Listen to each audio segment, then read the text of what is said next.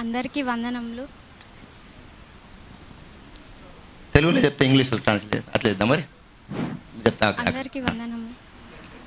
ఇదిగో ఇది తీసుకున్నాను. అందరికీ వందనములు. అలాగే మన సంఘ కాపరి గారికి, రాబిన్ షిండే గారికి, అశోక్ పాస్టర్ గారికి, విన్ఫ్రెడ్ గారికి నా ప్రత్యేకమైన వందనములు. ఇక్కడ ఉన్న సేవకులందరికీ కూడా నా ప్రత్యేకమైన వందనములు. నా పేరు సౌజన్య. మాకు పాస్టర్ గారు 3 days 24, 25, 26 ఈ డేస్లో యూత్ మీటింగ్స్ అనేది కండక్ట్ చేశారు. దానిలో మేము ఆ యూత్ మీటింగ్స్ ద్వారా చాలా ఆశీర్వదించబడ్డాము. ఇక్కడ చాలా సంగతులు మేము నేర్చుకున్నాము.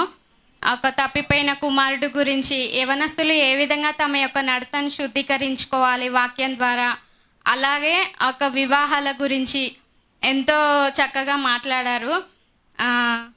నిజమైన ప్రేమ అనేది పిల్లలు తప్పులు చేస్తూ ఉంటే అది చూస్తూ ఊరుకోదు, సరి చేయడానికే ప్రయత్నిస్తుంది. అలాగే మా సంఘ కాపరి కూడా మమ్మల్ని బుద్ధి చెప్పి గద్దించాడు. ఇలాంటి సంఘ కాపరిని కలిగి ఉన్నందుకు నేనైతే చాలా ధన్యురాలని. పేరెంట్స్ ఎవరైనా కూడా వాళ్ళ పిల్లలకి బెస్ట్ ఇవ్వాలని చెప్పి అనుకుంటారు. ఈ లోకంలో అలాంటిది ఏదైనా ఉన్నదా అంటే అది వాక్యం వర్తమానం మాత్రమే. దీనికి మించింది గొప్పది ఏది లేదు. ఒకవేళ మీరు ఇచ్చినా కూడా అది ఒక రోజు మేము ఇక్కడ వదిలివేసి ఆవలగట్టుకు పోవాల్సిందే. చాలా మంది పేరెంట్స్ చదువులకి, యూత్ పిల్లలు కూడా చదువులకి ఎక్కువ ఇంపార్టెన్స్ ఇస్తారు.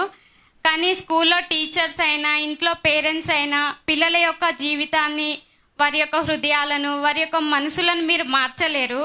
వారు దేవుని గల జీవం సంఘంలోనికి నడిపించబడ్డప్పుడు వారి యొక్క స్వభావాన్ని మార్చేది దేవుడు మాత్రమే. మనుషుని యొక్క స్వభావం మీరు మార్చలేరు, కానీ దేవుడే మారుస్తాడు. అలాగే ఒక సహవాసంలో గొప్ప శక్తి అనేది దాచబడి ఉన్నది. సహోదరులు ఐక్యత కలిగి నివసించుట ఎంత మేలు, ఎంత మనోహరం అని బైబిల్లో ఉంది. అది నిజంగా చాలా మేలుకరంగా ఉంటది అది మా జీవితాలకి. పాస్టర్ చెప్పిన ఏది కూడా సింపుల్ గా ఈజీగా తీసుకోకండి. ప్రతి ఒక్క యవనస్తుడు యూత్ మీటింగ్స్కి, ప్రేయర్కి, బైబిల్ చదవడం, మెసేజ్ బుక్స్ చదవడం చాలాసార్లు చెప్తాడు. అంటే దానిలో ఏదో శక్తి దాచబడి ఉన్నది, అందుకే అన్నిసార్లు చెప్తున్నాడు అని చెప్పి నేను అనుకొని అవి స్టార్ట్ చేసినప్పుడు నాకే తెలియకుండా నా స్వభావం అనేది మార్చబడింది. Only believe all things are possible. అది నమ్మినప్పుడు మాత్రమే మన జీవితంలో ఒక గొప్ప కార్యం అనేది జరుగుతుంది. నాకు ఈ టైం ఇచ్చిన పాస్టర్ గారికి చాలా వందనములు.